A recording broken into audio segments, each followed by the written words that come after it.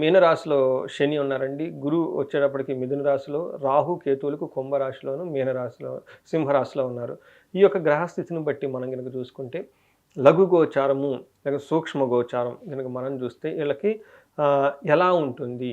చూస్తే వీళ్ళకి ధర్మ ప్రాణనాశనం, దుఃఖ భయం, పీడనం, వైనం అని చెప్తారు. అంటే 9వ ఇంట్లో శని ఉండటం వల్ల ఈళ్ళు చేసే పనికి సంబంధించిన విషయాల్లో, ధర్మ కార్యానికి సంబంధించిన విషయాల్లో డిస్టర్బెన్స్ వచ్చే అవకాశం ఎక్కువగా ఉంటుంది. ఫాదర్ గానివ్వండి, పుణ్యక్షేత్రాలు తిరగటం, కొంచెం ధర్మబద్ధకంగా, న్యాయబద్ధంగా కొన్ని పనులు చేయాల్సి ఉంటుందండి.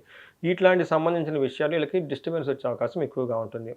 అందుకని 12వ ఇంట్లో గురువు ఉండటం వల్ల వీళ్ళకి ఏమని చెప్తారంటే అతిగా భయపడే అవకాశం ఎక్కువగా ఉంటుంది.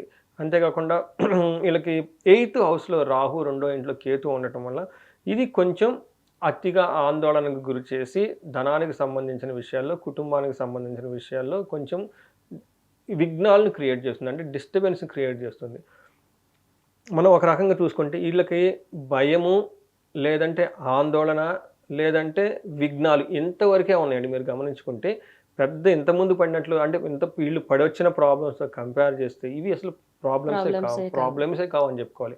డిస్టర్బెన్స్ ఉంటుంది. ఫైనల్‌గా పనవుతుంది కదండీ. ఇంతకుముందు అవును. అసలు పనయ్యేది కాదు. అవును. అష్టమ శనిలో వాళ్ళు ఇన్ని సంవత్సరాలు ఎన్నో చూసుంటారు. చూసుంటారు. అందుకని ఇప్పుడు కొంచెం కొన్ని విషయాల్లో పర్టిక్యులర్‌గాను 8థ్ హౌస్‌లో రాహు, కేతులు అంత అనుకూలంగా లేరు కాబట్టండి కొంచెం పెయిన్స్, హార్డ్ వర్క్ ఎక్కువ